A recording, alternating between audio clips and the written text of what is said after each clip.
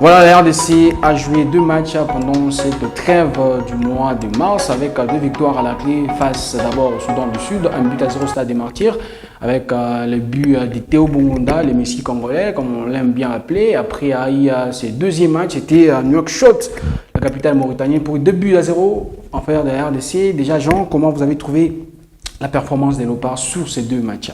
Sur l'évolution tactique, ça me plaît dans l'ensemble.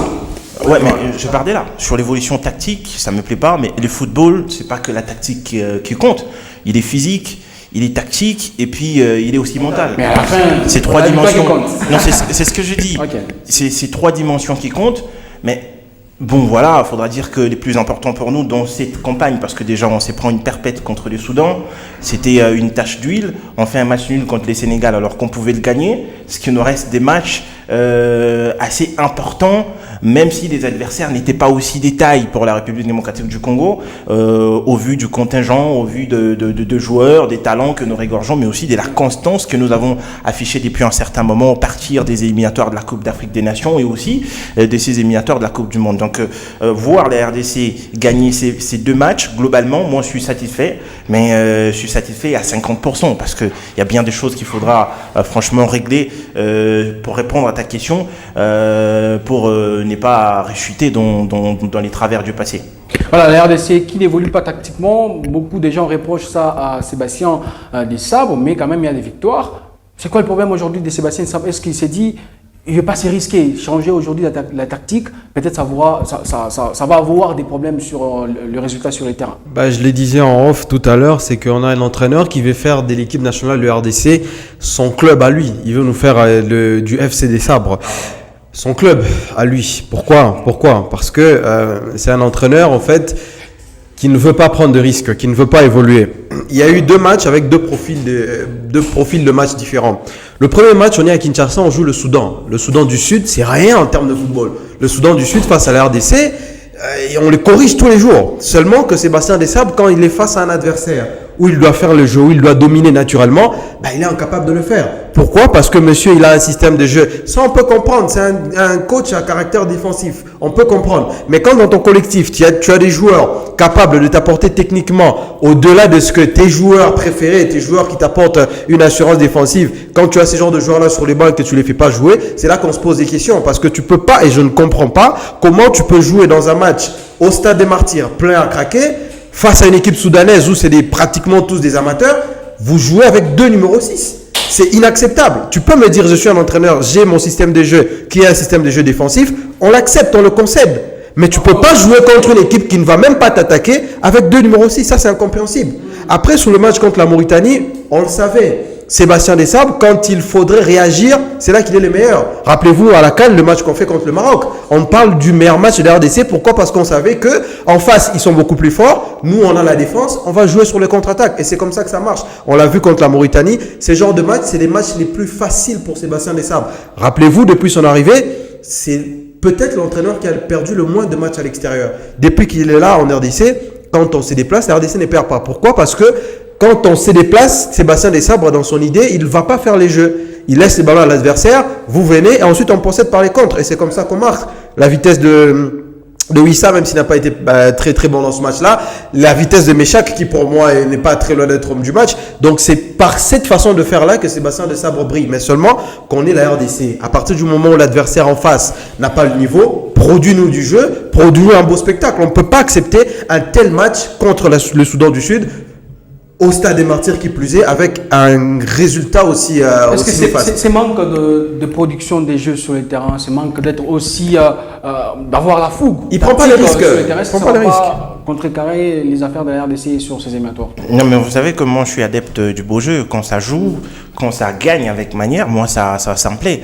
Mais après, il faudra aussi dire que dans la configuration où on se trouve, moi j'aurais bien voulu qu'on ait des victoires, qu'on ait une équipe qui joue bien, qui gagne pas. Je vous rappelle que les mêmes Soudans qui a joué à Kinshasa et que la RDC bat, c'est ces Soudans qui fait un match nul contre les Sénégal.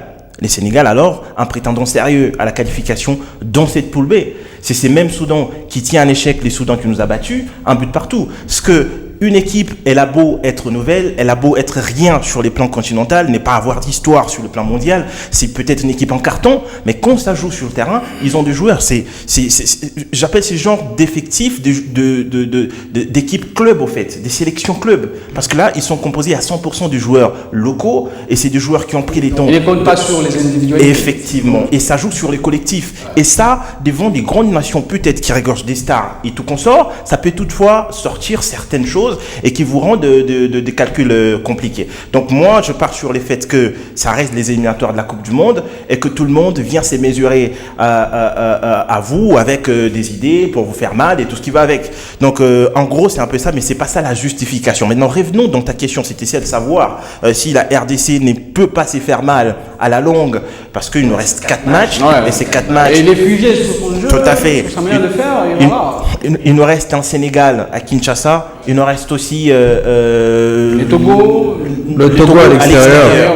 Les Togo à l'extérieur et la Mauritanie à la maison. La Mauritanie à la maison et puis on va finir avec le Soudan chez eux. Ben voilà, tout à fait. Donc en gros, ça reste 2 matchs importants à disputer au Stade des Martyrs avant de sortir à l'extérieur. Maintenant, je suis tout à fait d'accord avec Joël sur les faits que Sébastien Desabre ne veut pas prendre des risques parce que lui, il s'est satisfait de ce qui s'est fait sur le terrain. Parce que lui, quand il joue contre le Soudan et que ça fonctionne pas forcément au milieu de terrain et en attaque, lui, il s'est satisfait de la défense. Et ça, il dit clairement. C'est qu'un jour, son jeu peut être prévisible pour les autres entraîneurs. Mais c'est arrivé, c'est bloqué. Vous n'êtes pas en mesure de... C'est ça, au fait. Un entraîneur est appelé à aller plus en progression aussi au vu de l'effectif qu'il a, les joueurs qu'il a. C'est ça, ces côtés négatifs, c'est ça, ces côtés limités de Sébastien Desabre que moi personnellement je trouve assez qui peut nous faire faux bon face à des équipes qui sont joueuses aussi autoritaires comme les Sénégal par exemple. Quand ça joue la RDC, vous ne jouez pas comme contre les Togo, vous ne jouez pas comme contre les Soudan,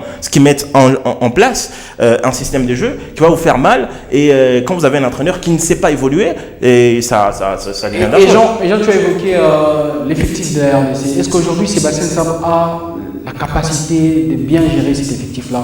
Il y a des joueurs parfois qui arrivent, qui ont vraiment du talent, qui ont du temps de jeu dans leur club, notamment les joueurs Ngalaï Moukaou de Lille. Il y a Sadiki qui joue aussi à la Coupe d'Europe. On regarde les joueurs qui jouent, c'est statico sur les 5 derniers matchs de la RDC. C'est les mêmes joueurs qui reviennent. Je l'ai dit dans ma première intervention, c'est que on s'en rend pas compte, mais Sébastien Desabre est en train de faire de la RDC le FC Desabre. Pourquoi? Parce que il prend quand même l'équipe au coin de la rue. Ça, c'est la vérité. Quand il arrive, la RDC était en totale difficulté. On était sur le point de ne pas jouer la CAN pour une 3e fois. Les faits qu'il puisse réussir avec cette équipe-là, les faits qu'il ait composé un collectif et qu'il a emmené cette équipe de manière imprévisible jusqu'à la 4e place de la Coupe d'Afrique des Nations, même lui, dans sa tête, il se dit, ce groupe-là est intouchable. Or, une sélection nationale, c'est pas le cas. Ça évolue. L'équipe de France qui a gagné la Coupe du Monde en 2018, c'est pas celle-là qui est aujourd'hui en 2022. Donc aujourd'hui, avec Sébastien Desabre, il doit comprendre que on est une nation et dans une nation, il y a des joueurs qui émergent chaque année, chaque saison. Il dit quelque chose de grave en conférence de presse et je comprends pas comment on a laissé passer ça. On lui pose la question sur les joueurs locaux. Il dit que lui, il considère Inonga Baka et ainsi que Kalala Maele comme étant des joueurs locaux. C'est inacceptable. Alors que pourtant, dans notre championnat, il y a un jeune qui s'appelle Oscar Kabouit qui mérite, à mon humble avis, bousculer la hiérarchie et essayer de prendre quelque temps déjà en équipe nationale. Mais seulement lui, dans sa tête, il est tellement borné à ce groupe-là qu'il se dit, c'est difficile pour moi de rajouter un autre joueur. Ngalaï Moukaou, par exemple, pour parler de lui, il force son arrivée dans cette équipe nationale. Et malgré qu'il force son arrivée, il n'est pas titulaire. Moi, je ne peux pas comprendre qu'un joueur de cette dimension-là arrive, qui plus est en Afrique, et qu'il n'est pas titulaire. Ngalaï Moukaou, vous le mettez au Maroc, il est titulaire tous les jours. Vous le mettez au Sénégal, il est titulaire tous les jours. On ne peut pas, même en équipe de France, mais c'est le profil de joueur. Aujourd'hui, en équipe de France, il y a un Manu Koné qui est en train de jouer. Ce gamin-là, il a fait quoi? Une demi-saison intéressante du côté de la Roma. C'est à peine il fait une bonne mi-saison du côté de la Roma avec Claudio Ranieri. Il est titulaire en équipe de France. Et regardez ce qu'il fait. Aujourd'hui, un joueur comme Manu Koné, il met Adrien Rabiot sur le banc. Il met des mecs comme Guendouzi sur le banc. Seulement qu'on a un entraîneur qui ne veut pas évoluer. Pourquoi? Parce que lui, il croit tellement en son collectif, tellement en ce 11-là. Et gloire à Dieu, pour lui, ça marche parce que voilà, on encaisse très peu, on gagne 1-0, c'est suffisant. Mais je pense qu'une équipe nationale, c'est une équipe qui doit évoluer. Et quand on n'évolue pas, on va se retrouver en fin de compte qu'on est finalement bloqué. Pourquoi? Parce que, je vais finir par là, cette équipe nationale-là, tant qu'on ne prend pas les risques d'essayer certains joueurs, on ne verra pas les potentiels de certains joueurs. Qui ne le dit pas? Qui ne le dit pas? Dadi va laisser ces joueurs-là pendant la trêve des Mais joueurs. non, c'est difficile. C'est difficile. Vous savez, je vais donner un petit exemple. Vous voyez Brahim Diaz au Real Madrid. Ouais. Ce joueur-là, quand il joue sans la structure du Real, c'est-à-dire sans les Bellingham, mais quand on fait une rotation, quand il est titulaire, c'est pas un joueur exceptionnel. Mais quand vous mettez ce Brahim Diaz-là, aux côtés de Bellingham, aux côtés de Kylian, ben, vous mettez, on l'a vu le match contre l'Atlético, il a été exceptionnel. Donc, c'est-à-dire qu'il y a ces joueurs-là pour avoir son potentiel, fais-le jouer dans le meilleur 11 que tu as. Tu peux pas faire jouer Ngalael Moukhaou à côté de ceux-là qui sont censés être des remplaçants. Mets-lui à côté de Piquel ou de Moutoussamy. À partir de ce moment-là, tu verras de quoi il est capable. Et ce qui rend encore cette histoire sur Ngalael Moukhaou encore, on va dire, très dur, c'est qu'il y a des joueurs qui ne jouent même pas dans leur club, mais ils jouent quand ils viennent en équipe nationale, notamment Chancel Mbemba. C'est le cas qui fait aujourd'hui débat. Il est toujours là, il est titulaire, il est à l'équipe nationale. Est-ce que c'est son statut de capitaine qui fait que Chancel Mbemba est toujours là, présent dans la sélection et aussi titulaire dans cette équipe-là? Mais il n'y a pas des statuts éternels ou des statuts prédéfinis. C'est pas pour rien qu'on a un vice-capitaine, c'est pas pour rien qu'on a un troisième vice-capitaine dans une sélection ou dans un club, je sais pas trop. C'est parce que le jour où tel n'est pas performant, tel ne répond plus aux critères de la sélection, on peut le remplacer facilement. Moi, je comprends bien que Chancel Mbemba poursuive son combat avec Marseille, qu'il tienne mordicus à ce que voilà, ça se passe comme il le veut. Mais là, on parle de la sélection. La sélection, elle est réservée aux meilleurs potentiels, effectivement, et qui jouent. Et moi, ça me fait mal de voir, personnellement, surtout, on parle du cas Moukhaou, que tu as un jeune joueur qui a à peine 20 ans ou 21 ans, je sais plus trop, qui arrive en sélection, 2004. Effectivement, qui arrive en sélection de RDC après avoir fait des matchs énormes en Ligue des Champions plusieurs fois, homme des matchs, la Ligue des Champions européenne, s'il vous plaît. Parce que quand il vient à un club, forcément, on lui trouve au moins même 30 minutes. C'est un manque de respect personnellement pour lui et aussi pour l'engagement qu'il prend de représenter la RDC, alors qu'on sait qu'on a galéré pour avoir deux joueurs à un certain moment. Parce que quand on commence à en avoir et qu'on les utilise pas à leur meilleur moment, à leur meilleur moment d'ascension, j'allais dire, ce que ça frustre les autres. Comment on approche les autres pour qu'ils viennent aussi cirer les bancs? C'est ça la question. Parce qu'à un moment, je comprends qu'on y ait parlé des Balikwisha et que les gens ont dit, bon, écoutez, c'est l'entraîneur, mais là, c'est Moukhaou. C'est quand même Moukhaou. C'est un joueur qui joue les hauts niveaux mondial. C'est que je trouve ça. C'est les seuls de notre équipe nationale qui. Effectivement. Vous allez me parler de Silas, mais Silas, c'est à Étoile Rouge de Belgrade. C'est rien, mais Moukhaou, c'était grand match. C'est le Real, c'est l'Atlético. C'est l'Atlético. Effectivement, parce que je ne veux pas faire son avocat, mais dans la situation à laquelle on se trouve, je trouve l'impression que Sébastien Sabre, il a du mal à gérer son effectif. Et là, je rejoins encore une fois ce qu'il disait ici, Joël, c'est que quand on a peur à prendre des risques, ça fait à ce qu'on reste dans le même système, on reste dans la même chose et que ça n'évolue surtout pas. Mais après, il faudra dire que face à la Mauritanie, par exemple, on a une équipe qui est bon physiquement, parce que je disais au début, qui est bon physiquement, qui est présent mentalement, mais dans le jeu, on se fait bouffer complètement. On nous a fait tourner sur le terrain. Parce que là, on est défensif et on profite de monter l'adversaire pour faire procéder en contre. Il y a aussi des joueurs qui s'en sortent individuellement. Je parlais de KMB par exemple, qui pouvaient tout le temps soit descendre pour couvrir la défense ou remonter à un certain moment. Il est un peu partout sur le terrain. Mais après, quand tu as des individualités comme ça et que tu ne sais pas les exploiter au sens de faire évoluer ta façon de faire, ton système de jeu, et là, ça devient inquiétant. Ça devient inquiétant. On n'a pas encore bien vu cette RDC en face des grandes sélections africaines. Franchement, moi, ça craint. Est-ce que Sébastien Sabre est en train de peut-être de tripatuer la présence de Moukhaou dans cette sélection? Il peut se décider d'arrêter avec la sélection RD congolaise. Et c'est possible, c'est encore possible parce que moi je me dis, c'est parce que déjà il a commencé avec son la suppression des photos sur son compte Instagram. Oui, c'est un message, vous savez. On est des hommes des médias, on sait que tout communique. Donc quand le jeune joueur comme ça, il pose cet acte-là, ça veut déjà dire. C'est une communication sans mots, c'est-à-dire qu'il n'a pas employé des mots, mais il a quand même lancé un message. Aujourd'hui, je pense plutôt que Sébastien Desabre est en train d'envoyer un mauvais message, même sur le cas Chancel. Imaginez tous ces joueurs-là qui viennent en équipe nationale, que ce soit les Bouchiri, que ce soit les Dylan, ils se disent que, écoutez, je peux être très bon en club, mon équipe nationale, je ne serai jamais titulaire tant que Chancel sera vivant.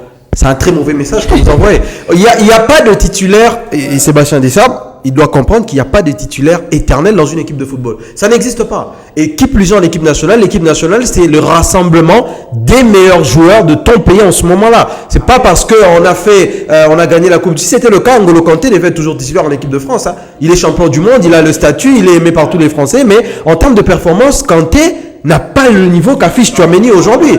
Donc on ne peut même pas t'appeler. Donc aujourd'hui, Sébastien Desabre, il doit comprendre que le football, c'est le même partout. Les mêmes principes qui s'appliquent dans les grands clubs, c'est les mêmes principes qui doivent être appliqués en RDC. Pourquoi? Parce que la RDC aussi est un grand pays de football. Tu fais ça au Mali, même le Mali c'est un peu plus grand. Tu fais ça, je sais pas moi, il vient d'où? De l'Ouganda. Tu fais ça en Ouganda, on te comprend parce que l'Ouganda, il n'y a pas des joueurs qui naissent tous les jours. Mais en RDC, il y a des pépites qui naissent tous les jours, tant sur le plan national que sur le plan international. Et donc ça, quel message il envoie aux autres joueurs? Et ça, c'est parce qu'on a laissé assez d'espace, beaucoup de place à Sébastien. Moi, je comprends que ce soit les sélectionneurs, managers des équipes nationales de la RDC et tout ce qui va avec, mais il a trop de place, il a trop de poids là, franchement. Il a tout un staff technique. Je pense que ce genre d'histoire, ça devait se discuter en commun accord. Alors, faisons comme à l'Afrique.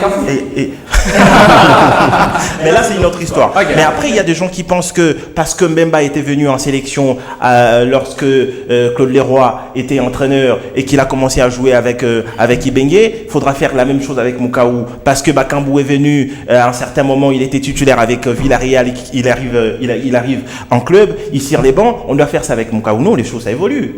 C'est pas un chemin de la croix que tout joueur qui aujourd'hui prête allégeance à la RDC doit forcément suivre pour jouer avec l'équipe nationale. Évidemment, on va suivre donc de près cette situation de Ganaël Mukaou à l'équipe nationale de la RDC et surtout voir l'évolution de cette équipe dans ces éliminatoires de la Coupe du Monde 2026. Ce sera au mois de septembre. Au mois de septembre. La prochaine trêve sera aussi face au Sénégal et au Togo. Les deux matchs programmés pour ce mois, mais entre-temps, en juin, l'équipe nationale aura des matchs amicaux à jouer pour aussi se préparer bien évidemment pour la CAN 2025 qui sera organisée au Maroc. Et nous on poursuit cette émission, la team JMJ, pour vous donner un aperçu général sur l'actualité sportive. Ça sera dans les apps.